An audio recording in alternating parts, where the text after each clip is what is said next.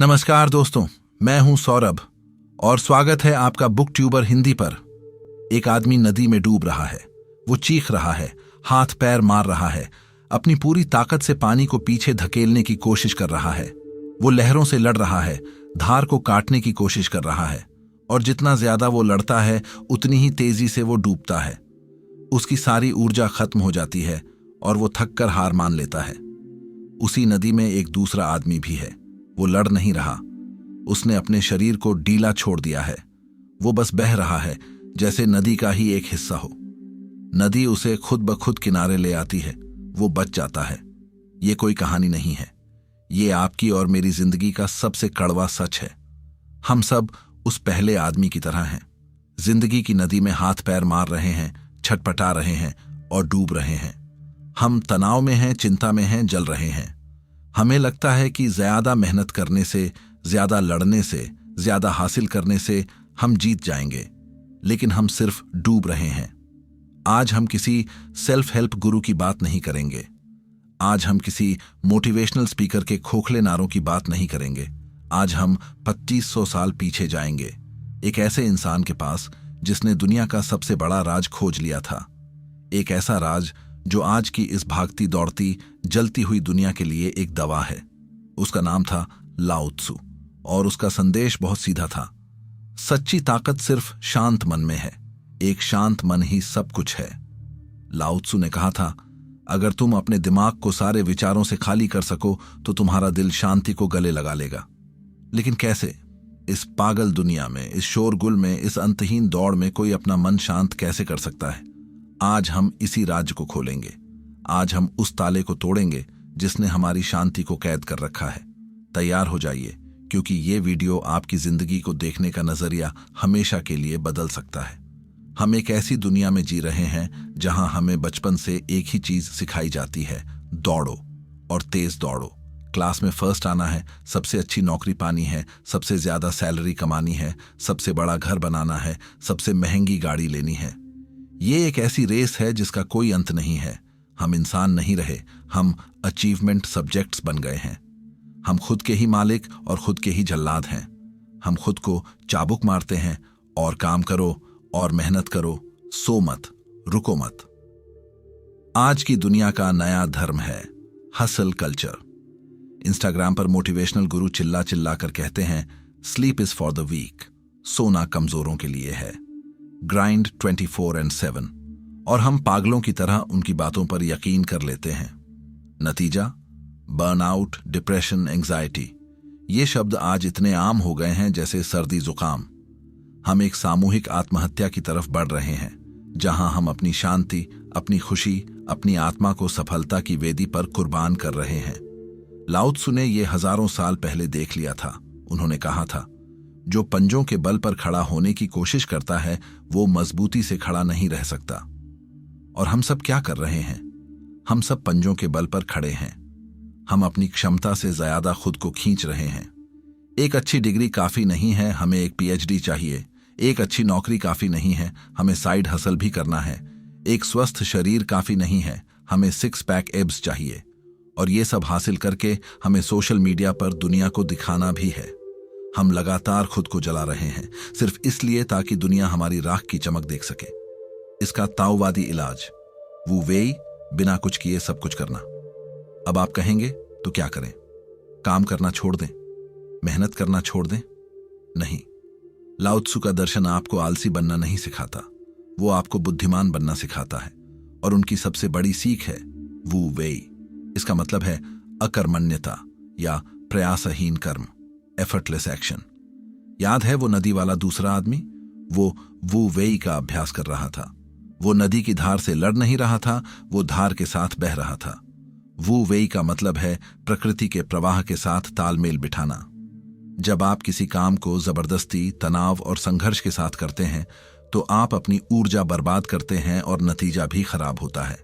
लेकिन जब आप प्रवाह में होते हैं तो चीजें अपने आप होने लगती हैं। सोचिए, एक बीज को पेड़ बनने के लिए क्या करना पड़ता है? क्या वो जमीन फाड़कर निकलने के लिए संघर्ष करता है? नहीं, वो बस सही समय का इंतजार करता है, सही मात्रा में पानी और धूप लेता है और अपने आप उग जाता है। वो वू वेई में है।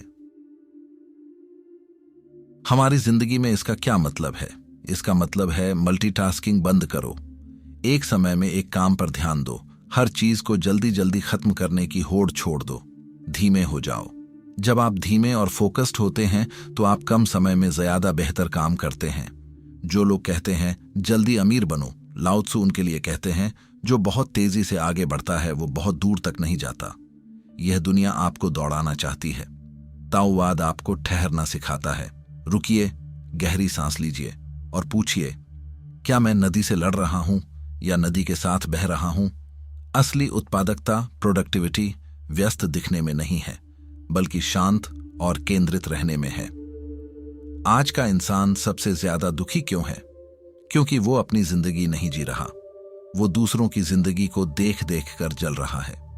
सोशल मीडिया एक ऐसी बीमारी बन चुका है जहां हर कोई अपनी जिंदगी का सिर्फ सबसे अच्छा, सबसे फिल्टर किया हुआ हिस्सा दिखा रहा है। कोई अपनी नई कार दिखा रहा है, कोई अपनी विदेश यात्रा, कोई अपनी परफेक्ट शादी, और हम अपनी साधारण सी जिंदगी को देखकर खुद को कोसते हैं। हम चीजों को इसलिए नहीं खरीदते कि हमें उनकी जरूरत है, बल्कि इसलिए खरीदते हैं ताकि हम दूसरों को दिखा सकें कि हम कितने सफल हैं। हम उस नौकरी के पीछे भागते हैं जिसमें पैसा ज्यादा है, भले ही वो हमारी आत्मा को हर रोज मारती हो। हम एक अंतहीन तुलना के चक्र में फंस गए हैं। इसे दार्शनिक एलन बॉटन ने स्टेटस एंजाइटी का नाम दिया है। यह चिंता कि समाज की नजर में हमारा दर्जा क्या है। हम दूसरों से पीछे तो नहीं रह गए? लाओ त्सु ने इस जहर को पहचान लिया था। उन्होंने अपने ग्रंथ ताओ ते चिंग के 44वें अध्याय में सीधे सीधे पूछा, प्रसिद्धि या तुम्हारा अस्तित्व, क्या ज्यादा जरूरी है? तुम्हारा अस्तित्व या तुम्हारी दौलत क्या ज्यादा कीमती है? पाना या खोना, किसमें ज्यादा दर्द है? वो आगे कहते हैं, जो चीजों से बहुत ज्यादा जुड़ा होता है उसे बहुत ज्यादा सहना पड़ता है। जो बहुत ज्यादा बचाता है उसे भारी नुकसान होता है, लेकिन जो संतुष्ट है वो कभी निराश नहीं होता। जो जानता है कि कब रुकना है वो कभी मुसीबत में नहीं पड़ता, वो हमेशा सुरक्षित रहता है। ये कितना बड़ा सच है। आज समाज हमें अधिक और अधिक और अधिक की पूजा करना सिखाता है। ज्यादा पैसा, ज्यादा शोहरत, ज्यादा फॉलोअर्स, और हम इन चीजों से ऐसे चिपक जाते हैं जो असल में हमारे नियंत्रण से बाहर हैं। इसका ताओवादी इलाज, सादगी की ताकत, द पावर ऑफ सिंप्लिसिटी। लाओ त्सु का जवाब बहुत सरल है लेकिन बहुत शक्तिशाली है। सादगी। जब तुम यह महसूस करते हो कि तुम्हारे पास किसी चीज की कमी नहीं है तो यह पूरी दुनिया तुम्हारी हो जाती है। सोचिए, आपकी जिंदगी कितनी शांत हो जाएगी अगर आपको दुनिया को कुछ भी साबित करने की जरूरत ना पड़े। अगर आपको उस लेटेस्ट फोन, उस डिजाइनर कपड़े या उस लग्जरी कार की इच्छा ही ना हो। सादगी का मतलब गरीबी में रहना नहीं है। सादगी का मतलब है अपनी इच्छाओं को कम करना। यह समझना कि असली खुशी चीजों को जमा करने में नहीं बल्कि मन की शांति में है। लाओ त्सु कहते हैं, अगर तुम प्रतिभाशाली लोगों को बहुत ज्यादा सम्मान दोगे तो लोग हद से ज्यादा प्रतिस्पर्धी हो जाएंगे। अगर तुम कीमती चीजों को बहुत ज्यादा महत्व दोगे तो लोग चोरी करने लगेंगे। अपने खजानों का प्रदर्शन मत करो, वरना लोग ईर्ष्या से भर जाएंगे। आज यही तो हो रहा है। हमारा पूरा सिस्टम प्रतिस्पर्धा पर बना है। स्कूलों में, दफ्तरों में, सोशल मीडिया पर, हर जगह होड़ लगी है। दूसरों को नीचे गिराकर ऊपर चढ़ने की होड़। और जब कोई अपनी दौलत का प्रदर्शन करता है तो वो दूसरों के मन में सिर्फ ईर्ष्या और अशांति पैदा करता है। क्या होगा अगर हम समाज के बनाए सफलता के पैमानों को नजरअंदाज कर दें? क्या होगा अगर हम कम में ही खुश रहना सीख लें? वो आजादी, वो शांति अनमोल होगी।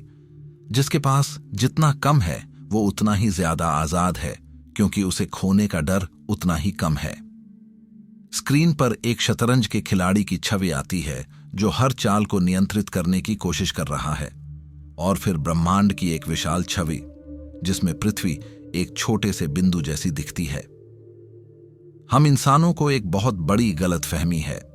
हमें लगता है कि हम चीजों को नियंत्रित कर सकते हैं। हम अपने भविष्य को नियंत्रित करना चाहते हैं, इसलिए हम दिन रात चिंता करते हैं।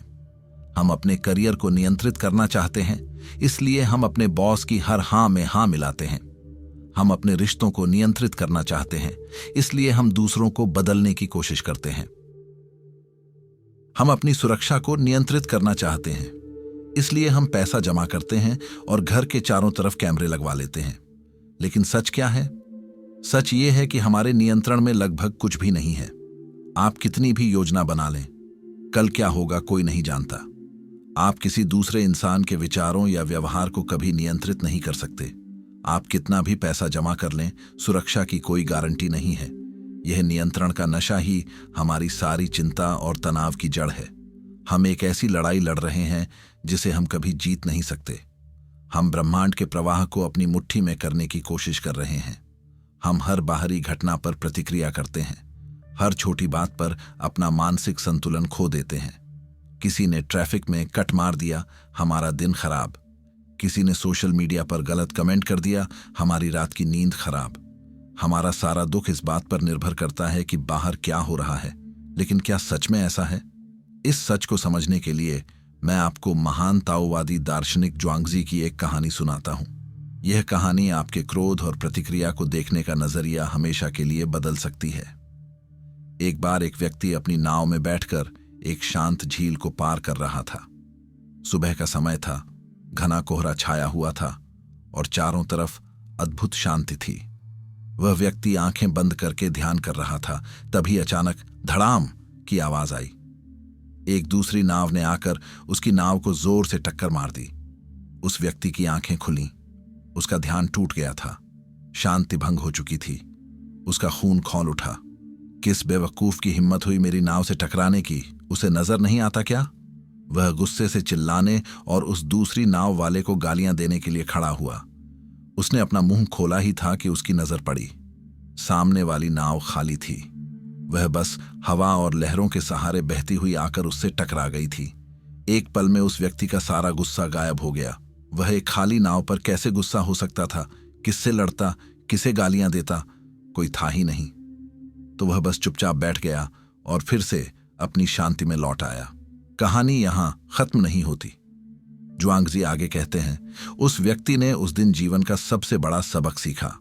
उसने महसूस किया कि जब भी कोई व्यक्ति उसे चोट पहुंचाता है या उसका अपमान करता है तो उसे उस व्यक्ति को हमेशा एक खाली नाव की तरह ही देखना चाहिए।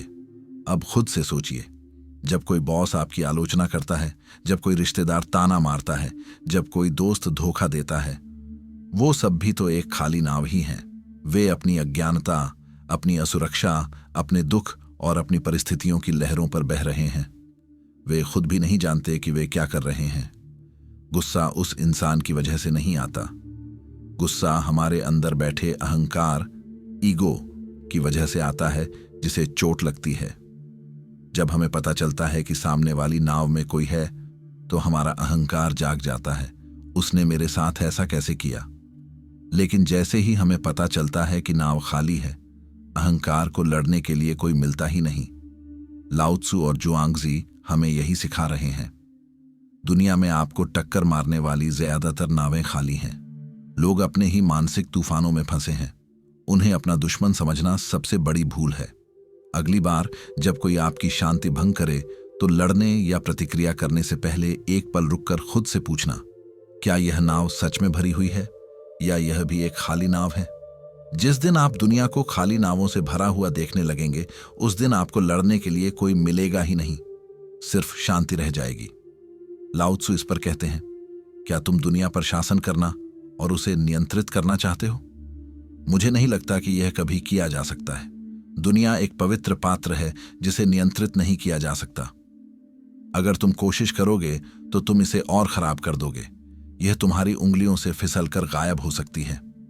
हमारा जीवन एक बहती हुई नदी है और हम उसे बांध बनाने की कोशिश कर रहे हैं। नतीजा सिर्फ तबाही है। इसका ताओवादी इलाज, जाने देने की कला, द आर्ट ऑफ लेटिंग गो। तो फिर क्या करें? सब कुछ छोड़ दें?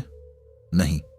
लाओ त्सु और स्टोइक दार्शनिक जैसे मार्कस ऑरेलियस एक ही बात कहते हैं, उन चीजों पर ध्यान केंद्रित करो जो तुम्हारे नियंत्रण में है और बाकी सब कुछ जाने दो। और आपके नियंत्रण में क्या है? सिर्फ एक चीज, आपका मन, आपकी प्रतिक्रिया। बाहर अराजकता हो सकती है, दुनिया पागल हो सकती है, लोग अप्रत्याशित हो सकते हैं, लेकिन उस अराजकता के बीच आप शांत रह सकते हैं। यह आपके नियंत्रण में है।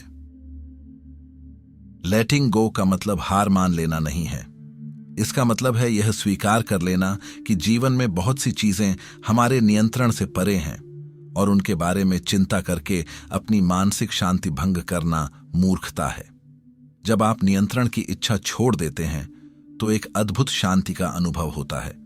आप ब्रह्मांड पर भरोसा करना सीखते हैं। आप जीवन को वैसे ही स्वीकार करना सीखते हैं जैसा वह है, न कि जैसा आप उसे बनाना चाहते हैं। चिंता करना भविष्य को नहीं बदलता, वो सिर्फ आपके आज को बर्बाद करता है।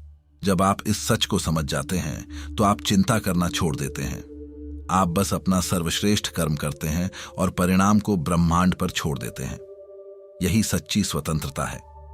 हमारी सोसाइटी हमें कठोर बनना सिखाती है। मजबूत बनो, आक्रामक बनो, किसी के सामने झुको मत। जो सबसे ऊंचा है, जो सबसे मजबूत है, वही जीतता है। यह सबसे बड़ा झूठ है।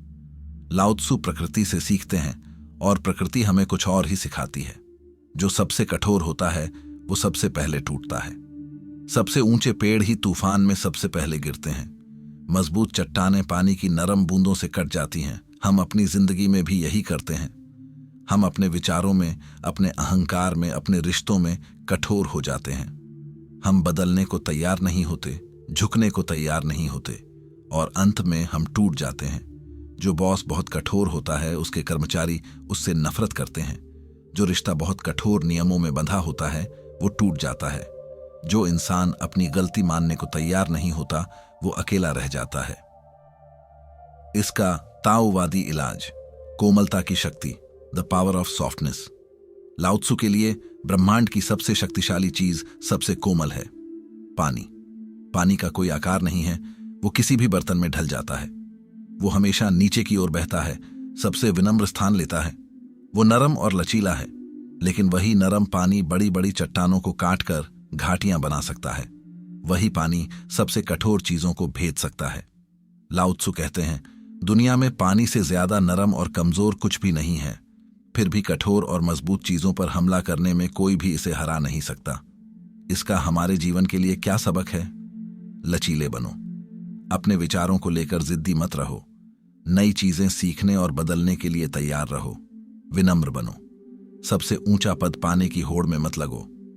लाओ त्सु कहते हैं कि सबसे सुरक्षित जगह सबसे नीचे है, जहां कोई प्रतिस्पर्धा नहीं है, कोई दुश्मन नहीं है। धैर्य रखो। पानी की तरह जो लगातार बहकर पत्थर को काटता है। सफलता एक दिन में नहीं मिलती। जो लोग धैर्य के साथ धीरे धीरे लेकिन लगातार काम करते हैं, वे उन लोगों से कहीं ज्यादा मजबूत नींव बनाते हैं जो जल्दी से शीर्ष पर पहुंचना चाहते हैं। जब आप किसी बहस में हों तो जीतने की कोशिश करने के बजाय समझने की कोशिश करें। जब जिंदगी आप पर दबाव डाले तो टूटने के बजाय झुकना सीखें। यही कोमलता की असली ताकत है। हम एक ऐसी दुनिया में जी रहे हैं जो हमसे लगातार चीखने के लिए कहती है, मुझे देखो, मैं कितना सफल हूं, मेरे पास क्या क्या है। हम एक ऐसी दुनिया में जी रहे हैं जो हमें लगातार भागने के लिए कहती है, जल्दी करो और हासिल करो, रुको मत। हम एक ऐसी दुनिया में जी रहे हैं जो हमें लगातार लड़ने के लिए कहती है, प्रतिस्पर्धा करो, दूसरों को हराओ, टॉप पर पहुंचो। और इस सब के बीच लाओ त्सु की 2500 साल पुरानी आवाज एक मरहम की तरह लगती है। वो धीरे से कहते हैं, ठहर जाओ, शांत हो जाओ, जाने दो। लाओ त्सु हमें बता रहे हैं, सबसे ऊंचे पेड़ सबसे पहले गिरते हैं। जो शीर्ष का पीछा करते हैं वे सबसे ज्यादा कष्ट सहते हैं। असली राजा वो नहीं है जो सिंहासन पर बैठता है। असली राजा वो है जिसका मन शांत है। अगर आप शांति चाहते हैं तो चढ़ना बंद कर दीजिए, भागना बंद कर दीजिए, लड़ना बंद कर दीजिए, बैठ जाइए, चुप हो जाइए और अपनी सांसों को सुनिए। असली ताकत जिम में डोले शोले बनाने में नहीं है। असली ताकत सिक्स पैक एब्स में नहीं है। असली ताकत बैंक में पड़े करोड़ों रुपयों में नहीं है। असली ताकत उस मन में है जो दुनिया की सबसे बड़ी अराजकता के बीच भी शांत रह सकता है। असली ताकत चीखने में नहीं, चुप होने में है। असली ताकत हासिल करने में नहीं, जाने देने में है। असली ताकत दौड़ने में नहीं, ठहरने में है। आज, अभी, इस पल अपने दिमाग के शोर को थोड़ा कम होने दीजिए।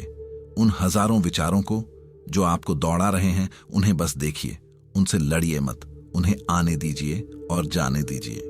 क्योंकि जैसा लाओ त्सु ने कहा था, जब मन खाली होता है तभी दिल शांति से भरता है। और एक शांत दिल से ज्यादा शक्तिशाली इस ब्रह्मांड में और कुछ भी नहीं है। बहुत बहुत धन्यवाद।